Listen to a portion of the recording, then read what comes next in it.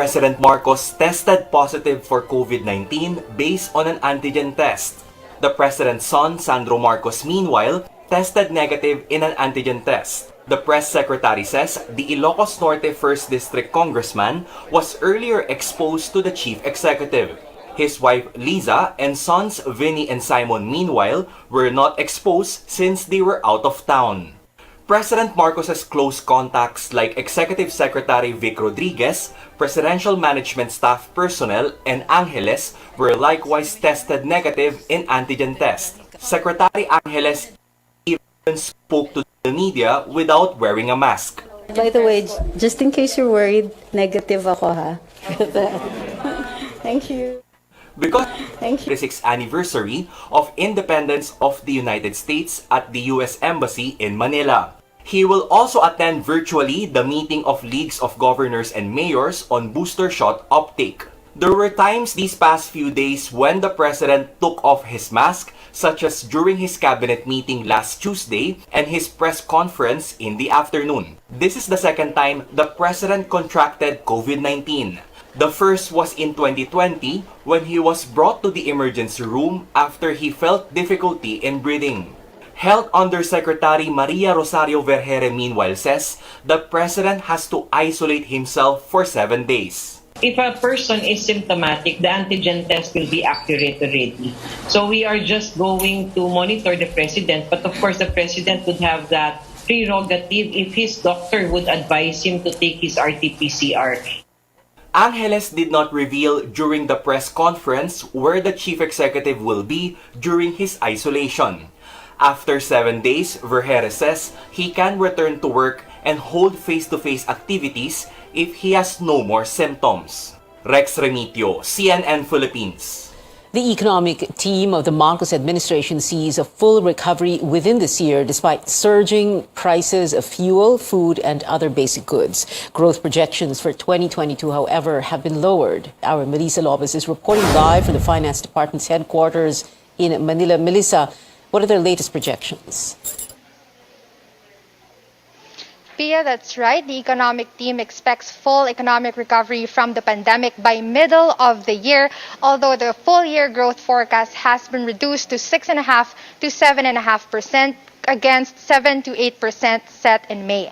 The Cabinet Level Development Budget Coordination Committee or DBCC says the lower growth outlook reflects the prolonged conflict between Russia and Ukraine, as well as supply disruptions that pushed prices of fuel and other basic goods up, along with a weaker peso-dollar rate. Total government spending is seen hitting 4.9 trillion pesos this year. The Budget Department says it is open to extending a fresh round of fuel subsidies to jeepney drivers and other public utility vehicles, farmers and fisherfolk, but they will have to see first if there's more funds available. Finance Secretary Ben Diokno adds fuel subsidies should end this year as world crude prices are seen to trend lower by 2023. Budget Secretary Mina Pangandaman says they have not received a request for more subsidies from the Transportation Department. The same goes for requested cash aid for farmers suffering from higher fertilizer costs. The biggest challenge for the new administration is its new goal to trim the poverty rate to just 9%, coming from 23.7% as of June 2021, or that's 1 in every 4 Filipinos considered poor. The budget deficit, or the difference between government spending and revenue collection, is also projected to return to 3% of GDP as early as 2026, coming from a wide gap of 8.6% of national output last year. The economic managers also concede that the rise in consumer prices are sure to breach their original 2 to 4% target band, instead projecting a 4.5 to 5.5% rate for 2022. Inflation is currently on a 3-year high at 6.1% as of last month, driven by surging fuel prices, which have also pushed the prices of food and other goods higher. Meanwhile, the team is finalizing the 2023 national budget worth 5.2 trillion pesos, which will be submitted to Congress by August 22nd. Priority spending areas are agriculture, infrastructure, and the power sector. Back to you, Pia. Mel, 5.2 trillion pesos for 2023. Where does government plan to source additional funding? Isn't it worried about the growing debt? Right, Pia. Stronger household consumption and investments are seen to boost. Diokno is also counting on his proposed new taxes, such as a tax on single-use plastics, taxes on online purchases or digital subscriptions, and even by right-sizing government agencies to free up more funds. As to the debt level, Diokno says the goal is a gradual reduction down to 60% of the national output, although that's a level considered comfortable in global standards, although far higher than our pre-pandemic debt level. But the government is targeting to borrow locally, more locally than for internationally to limit exposure on foreign exchange risks. Back to you, Pia. Melissa Lopez there reporting. The Japanese government is hopeful the Marcos administration will continue to do its part in strengthening bilateral relations on defense, trade, and infrastructure projects in the next decade. Our Tristan Odalo reports. From the Russian invasion of Ukraine, disputes in the South China Sea, and the tension in the East China Sea, Japan is taking a strong stand against efforts to change the status quo by force or shake the foundations of international order in the region. During the 68th anniversary of Japan's self-defense forces, Japanese Ambassador Koshikawa Kazuhiko says they are committed to peace and stability in the region and team up with reliable partners including the Philippines in terms of maritime security. Under the Duterte administration, Tokyo transferred 5 DC-90 aircraft in 2018 and signed a deal so that 4 air surveillance radar systems can help improve the country's monitoring system.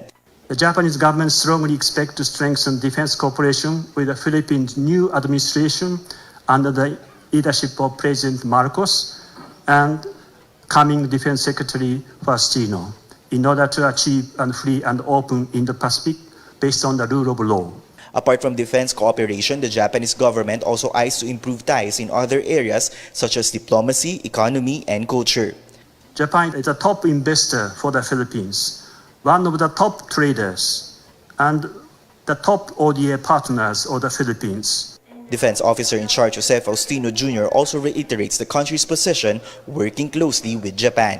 Through the years, the Philippines has found Japan to be a reliable partner in pursuing regional and global peace, security, and development. That despite the pandemic, our defense and military engagements or activities have continued to flourish.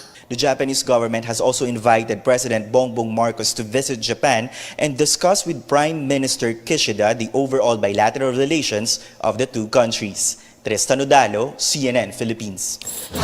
More headlines when we come back. A decision is out on the appeal of online news Rappler head Maria Ressa and former researcher over their cyber libel conviction.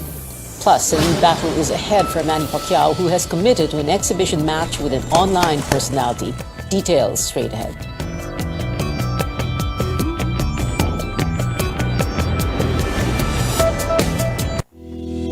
Mas pinalawak.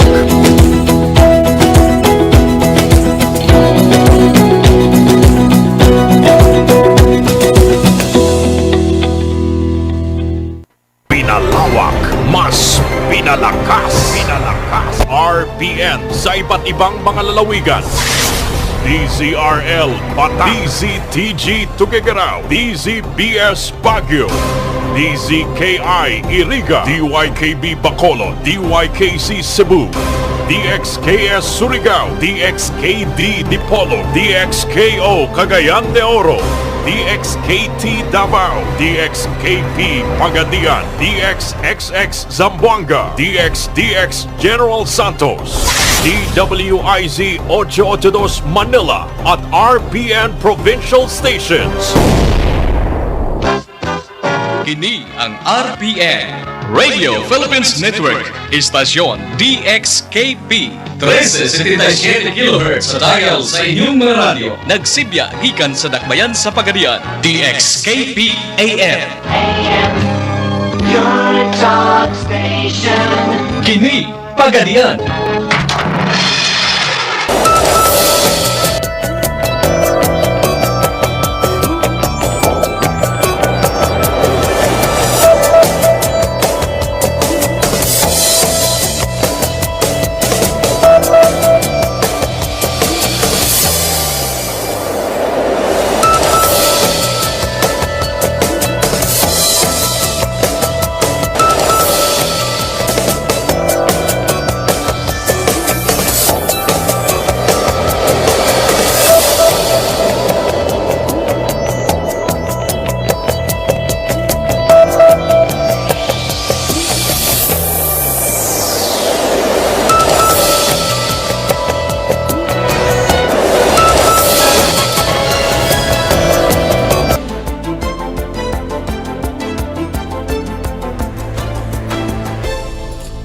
You're watching Newsnight.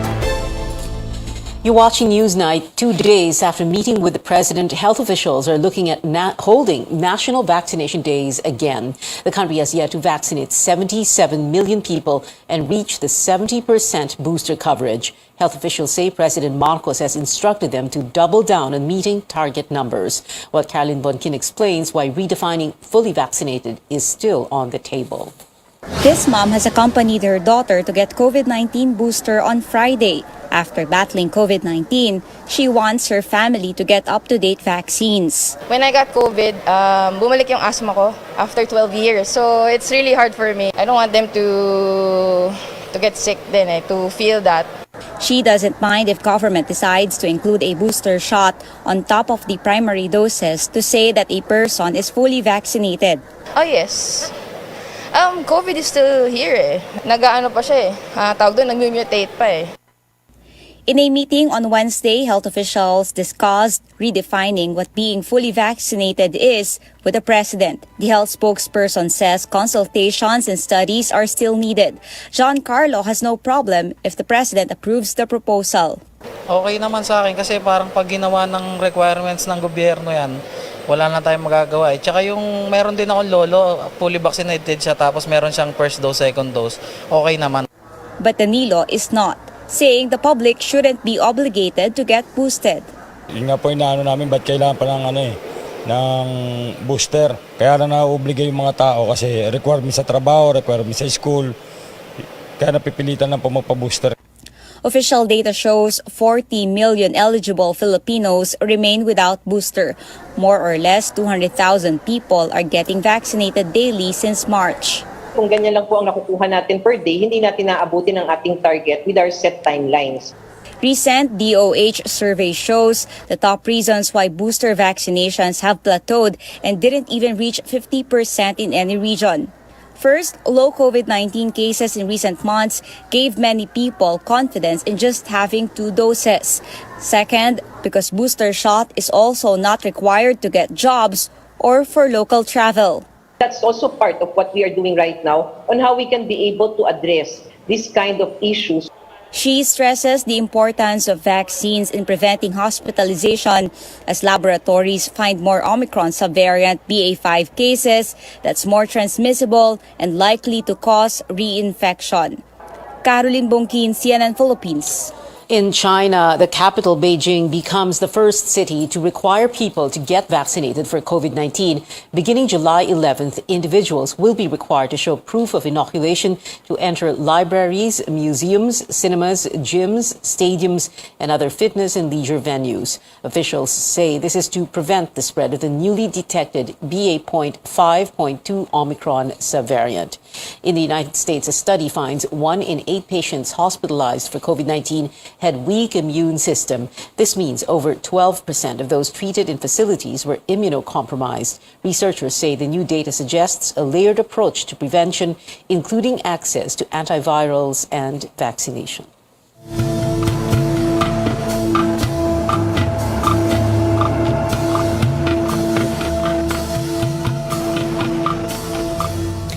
A sigh of relief for motorists who can finally expect cheaper prices at the pump. The Energy Department says fuel firms will slash prices by up to 6 pesos next week. If implemented, this will be the second highest rollback this year.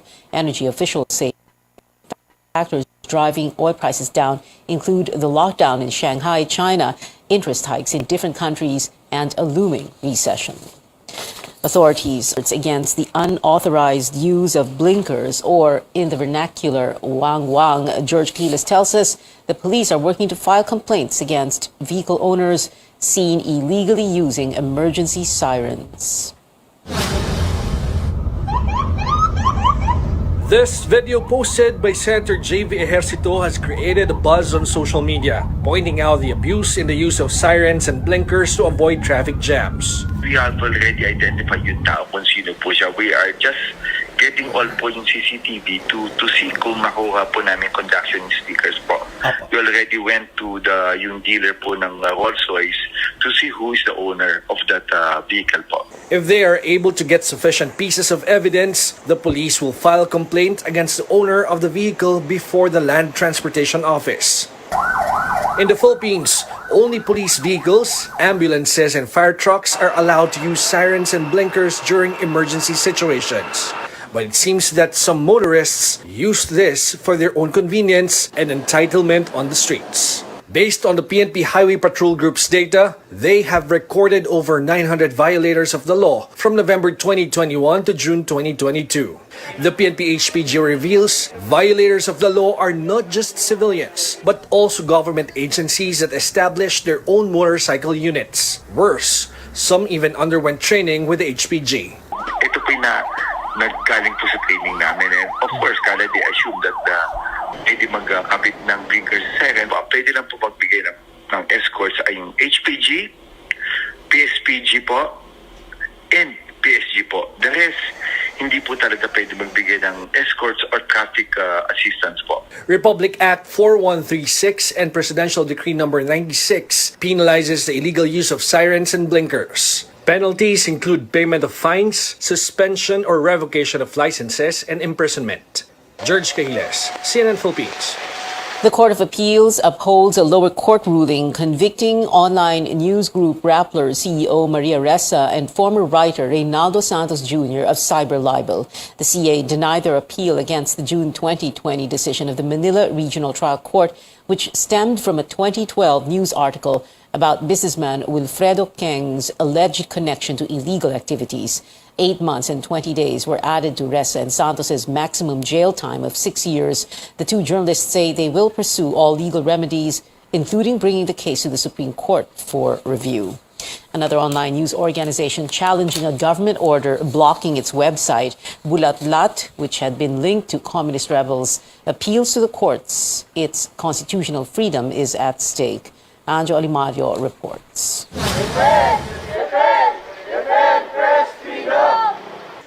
Journalism is not terrorism.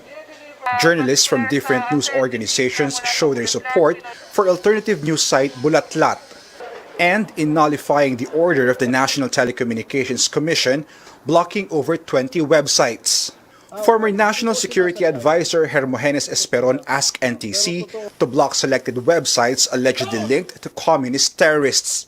He used as basis the Anti-Terrorism Council's resolutions designating CPP and PANDF as terrorists. But today, online news site Bulatlat is taking the fight to the court. Hayaan nyo yung medyang gawin ang kanyang tungkulin. At hindi dapat ituring na terorismo yung paglalathala ng ibang grupo na taliwas sa narrative ng mga nakaupo sa kapangyarihan. They argue NTC has no power to block websites without a court order. Even if it does has the power, and we dispute that it has the power, it's a patent violation of their constitutional rights to freedom of expression, free press, and then free speech, as well as their right to due process under the Philippine Constitution. The blocking measure, the news organization points out, is nothing but censorship. If they can get away with this action, then it's a slippery slope. We start with the journalists, and then who's next? That would be human rights organizations, defenders, ordinary activists, ordinary... Pagbangga sa gobyerno na sali, that doesn't mean na gusto natin bumagsak yung gobyerno.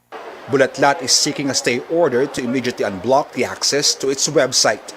Anjo Alimario, CNN Philippines. An official from the National Security Council stresses that the National Task Force to End Communism, or NTF-ELCAC, will not be abolished. Deputy National Security Advisor designate Romel Banlawi says the NTF-ELCAC will continue to exist and be enhanced. He says the Marcos administration appreciates the successes of the Anti-Communist Task Force, but he notes the NTF-ELCAC met on Thursday to discuss possible improvements amid criticism and red tagging concerns. Sabi nga, there are many rooms for improvement, and we are ready to listen to all stakeholders. Kaya kung may mga observations kayo about the implementation of ELCAC, lalong-lalo na kung may mga nakikita kayong abuses arising from the implementation of ELCAC, please let the government know that. Kasi naging image ng ELCAC ay na-associate siya sa red tagging. Pero ang ELCAC po is more than red tagging issue. Napakaliit na aspeto lang po yan.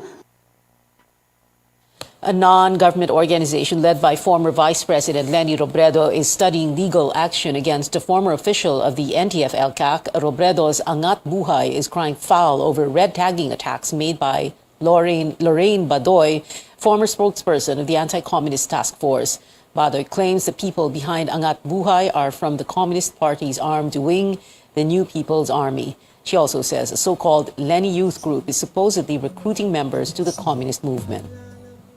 Angat Buhay described these claims as utterly baseless and completely false. The group vowed they will not allow efforts against them to prosper, saying the time to stand up to fake news is now. In other news, 2 people are dead after an elevator collapsed at a building in Makati City here in Metro Manila. The tragedy happened before dawn at the Burgundy Corporate Tower on Hilpuyat Avenue. 2 others were injured. The victims were maintenance workers repairing the elevator. Makati police say the elevator from the 38th floor suddenly plunged to the basement. 2 workers were on top of the elevator car while 2 others were waiting on the 6th floor. The victims' bodies have been retrieved while their employer is coordinating with authorities. Management of the building refused to comment on the incident. The investigation is still ongoing. Up next on Newsnight, looks like Manny Pacquiao is not done with boxing just yet. He has an exhibition match set for this year. Plus, we give you a look at the list of songs you can expect in BTS rapper J-Hope's solo album. Keep it here on CNN Philippines.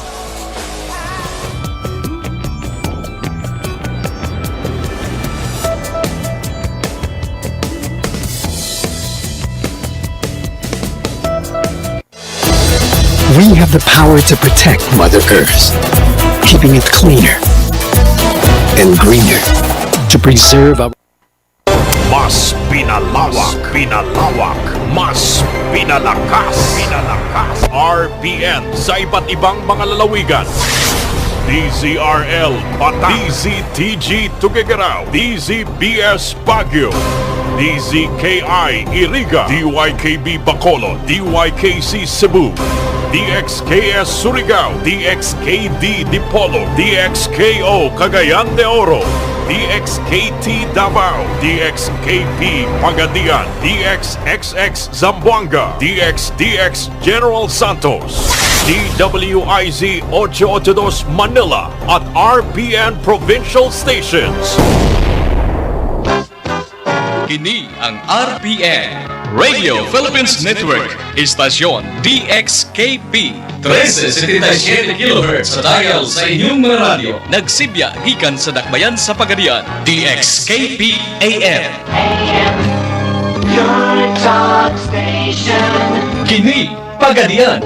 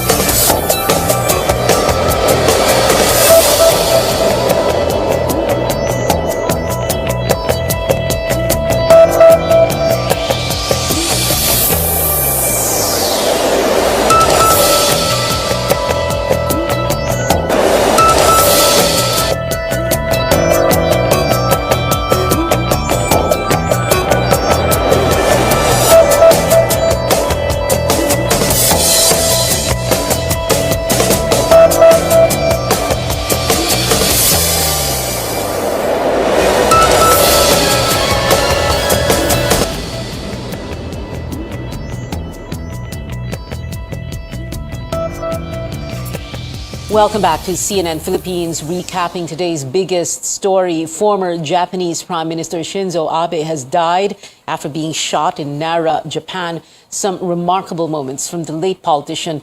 Abe was the first head of state to visit the Philippines during the Duterte administration. He also paid a courtesy call on the former president in his home in Davao City. Sports fans remember Abe for his appearance at the 2016 Rio Olympics. He dressed up as popular video game character Mario for the closing ceremony, where the event was passed to Japan as its next host nation. Abe was the country's longest-serving prime minister. He was 67 years old.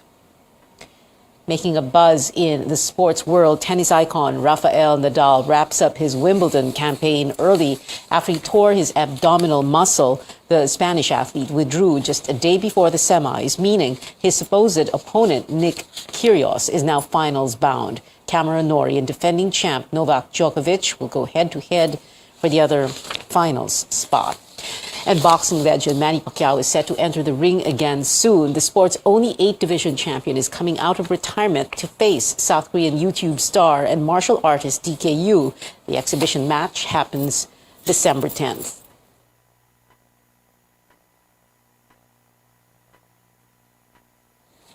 And the Filipinos look to stretch their winning streak to 3 with an AFF Women's Championship game versus Malaysia at the Rizal Memorial Stadium in Manila at 7 tonight. Team captain Tanay Anis talked to CNN Philippines Sports Desk about keeping their momentum. This is a really grueling schedule with a game every other day, which a lot of us have not experienced before.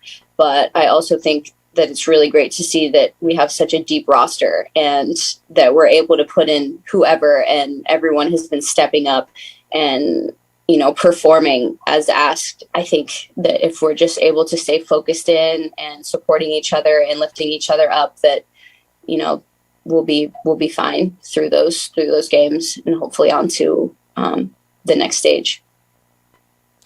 The Philippines is currently on top of Group A play after beating Australia and Singapore.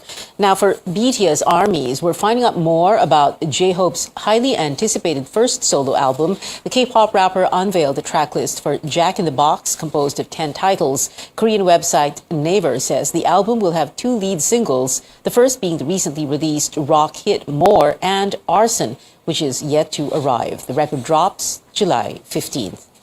And that is it for now. Join me again on News.ph at 7 p.m. I'm Pia Ontiveros for Newsnight, where we go above and beyond the headlines.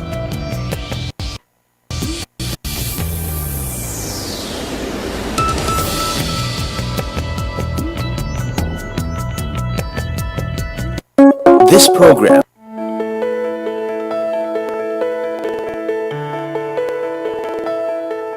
The world is still reeling from the effects of the COVID-19 pandemic. It's no surprise that people are worried another disease is making headlines. Since May of 2022, cases of monkeypox have been spreading around the world. The World Health Organization reported more than 500 cases in at least 26 countries. But should this be a cause for concern? On the program today, we'll talk more about the disease, what we can expect, and preventive measures we can take as early as now. I'm Dr. Freddy Gomez, and welcome to MedTalk Health Talk on CNN Philippines.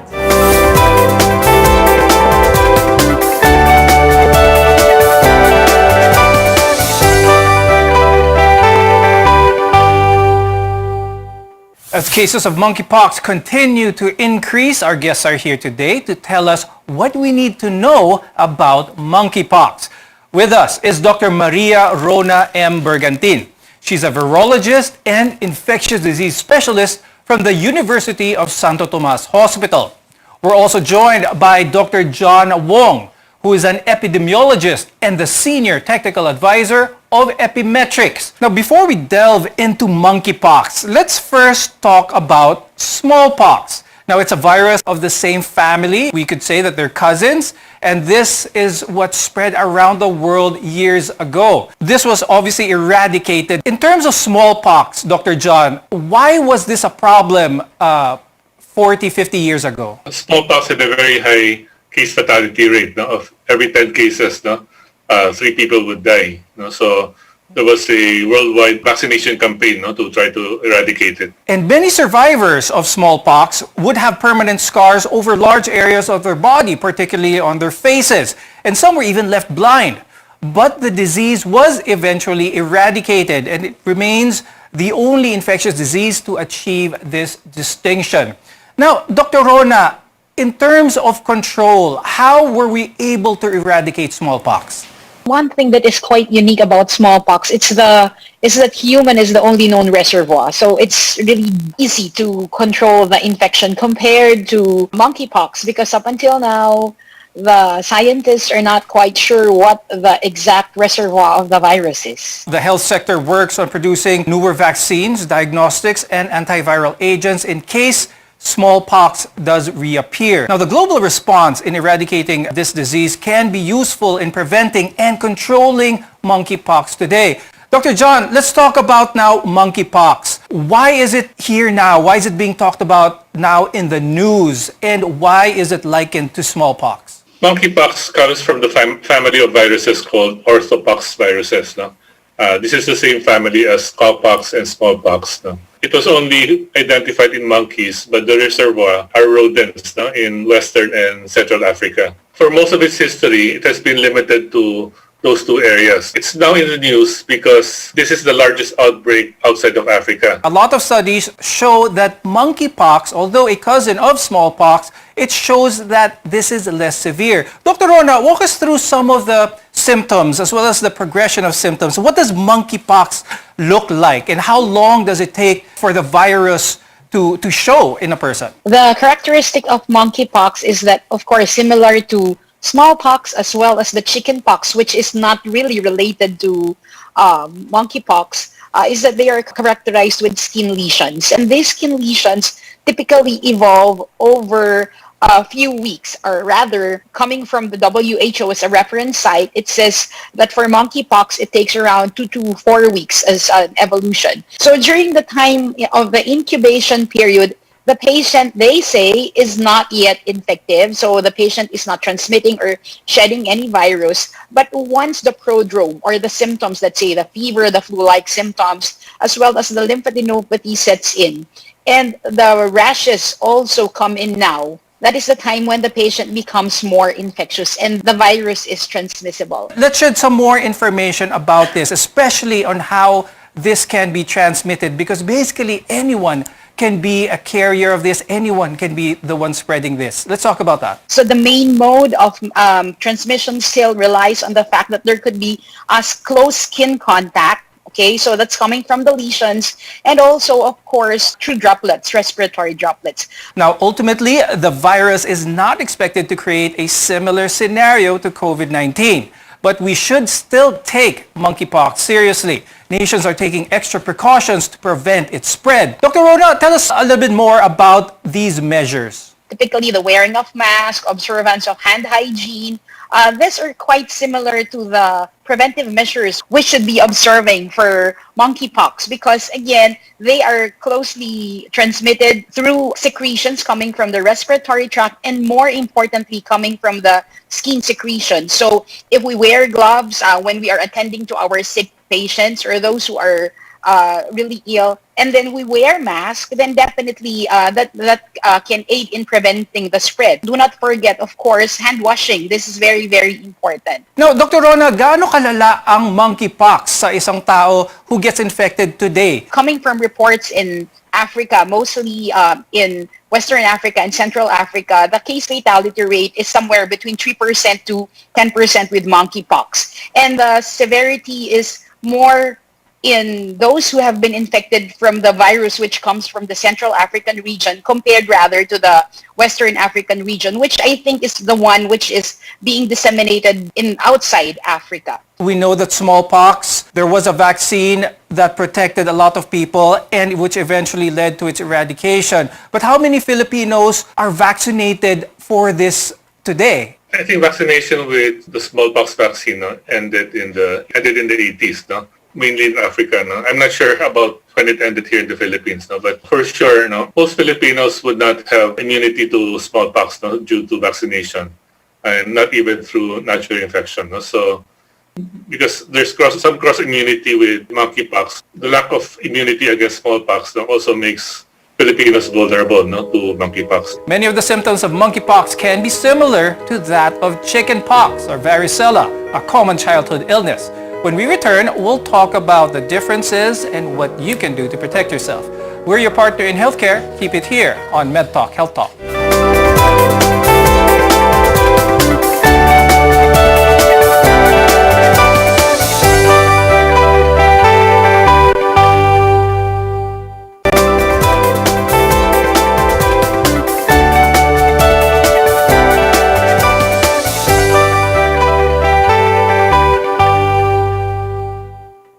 I'm Dr. Freddy Gomez and welcome back to MedTalk Health Talk. An outbreak of the monkeypox has sparked concern, but health officials report that the virus can be contained with vaccines and proper safety measures. Many of its symptoms might be confused for that of chickenpox, a very common illness here, especially here in the Philippines. Dr. Rona, earlier on the show, you mentioned how some of the symptoms of monkeypox, yung pagkakaroon ng bulutong tubig, some blister-like lesions, is similar to that of chickenpox. Meron bang way for a parent especially to be able to distinguish kung chickenpox ba ito or monkeypox na ba ito just by looking at the symptoms? Initial symptomatology, not much probably, but then what is remarkable about monkeypox and is definitely not yet reported in chickenpox is the presence of the kulani or the lymphadenopathy, as we have mentioned earlier on.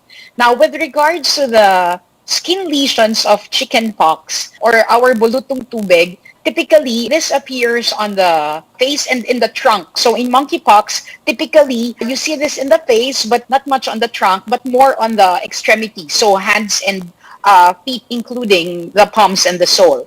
And also, when we talk of chickenpox, if you're going to scrutinize or look at the lesions closely, they appear at different stages.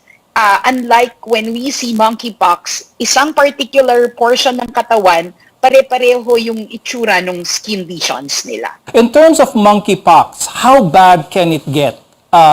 Kailangan bang ma-hospital ang tao kapag sila yung na-diagnose with monkeypox, or is this self-limiting? Definitely, they have to isolate themselves. If we're going to follow the recommendations of the authority, 21 days of isolation. But definitely, if we're going to have monkeypox, this needs to be reported. We've established it is not as deadly as smallpox, but is whether or not a person dies, ito lang ba ang qualification, Dr. John, para bigyan ng pansin ang isang virus? This is a new virus to most of the world, no, except in Africa. No, so people don't have immunity to it. No.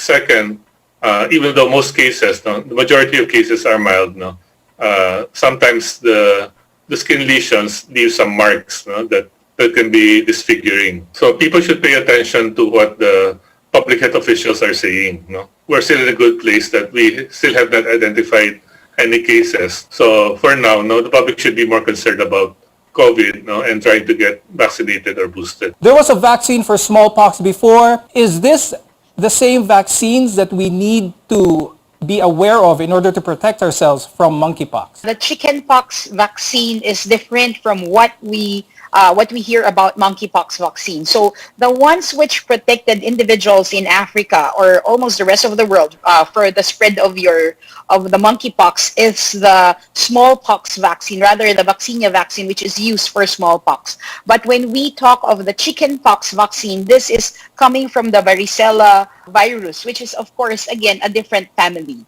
And for the varicella virus vaccine, this is widely available, can be given to children and also adults who have not yet received the immunization. But when we talk of the smallpox vaccine, which is being utilized in certain sectors to protect individuals against monkeypox, so this is very limited, only for selected individuals and not for wide public use. Right now, monkeypox, there are no cases of monkeypox here in the Philippines. But do you predict in the future that it is only a matter of time for it to arrive here in the Philippines? Health authorities in Europe discovered it. No? There were already about 200 cases. No? So they're thinking this is just the tip of the iceberg. No? That community transmission has been going on for some time. No? And since we're not testing for monkeypox for travelers, possible for it to enter the Philippines unnoticed. It's still not cost effective, no, to test people for monkeypox, no, for incoming travelers. No. The most we can do is to ask about travel history and look for fever or a rash, no, for incoming travelers. But because of those, no, it's possible that it could enter the country unnoticed. Whether it's monkeypox, chickenpox, or COVID-19, there are steps that we can take to protect from these contagious diseases. More on this when we return. Your health is our mission here on MedTalk Health Talk.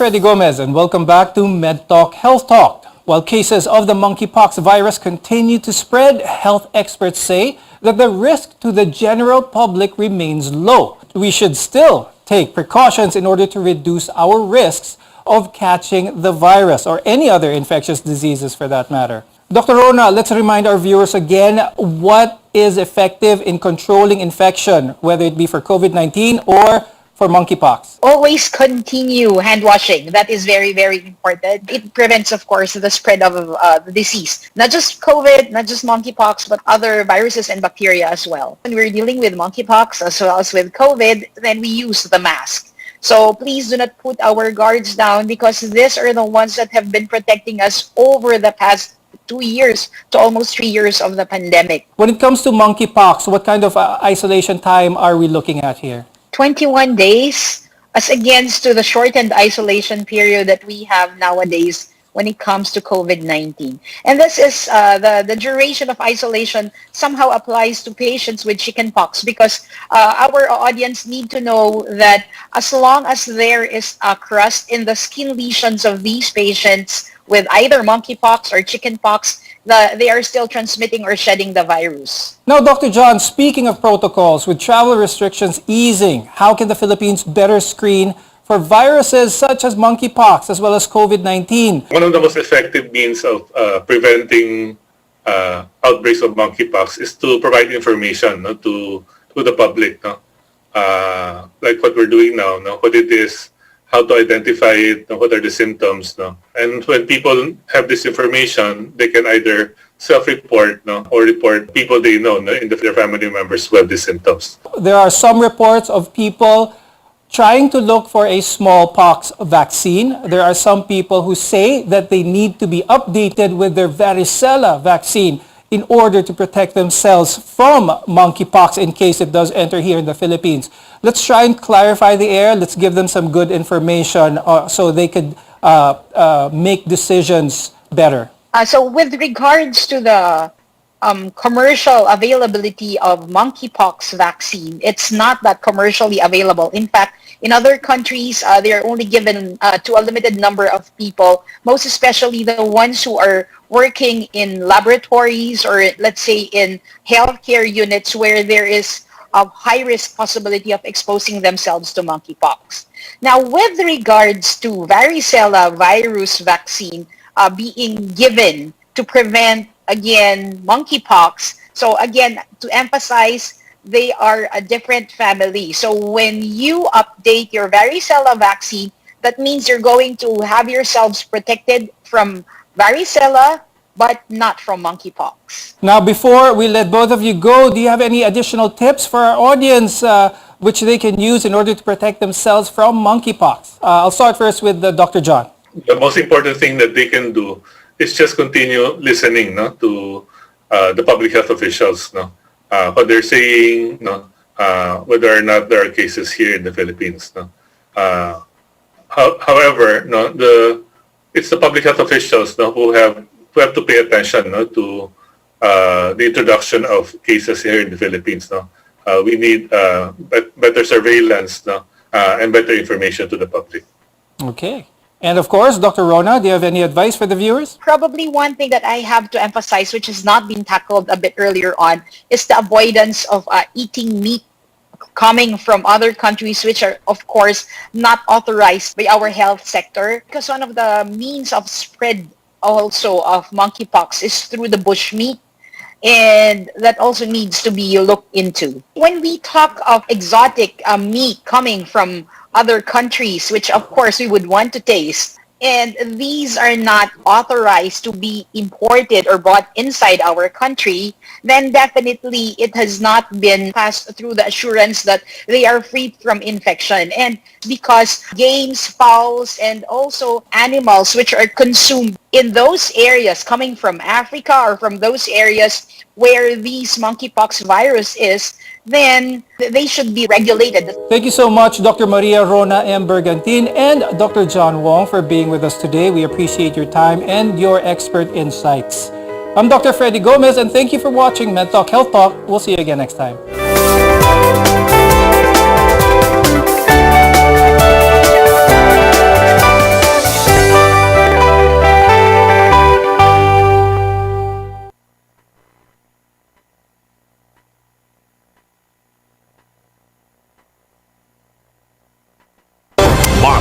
na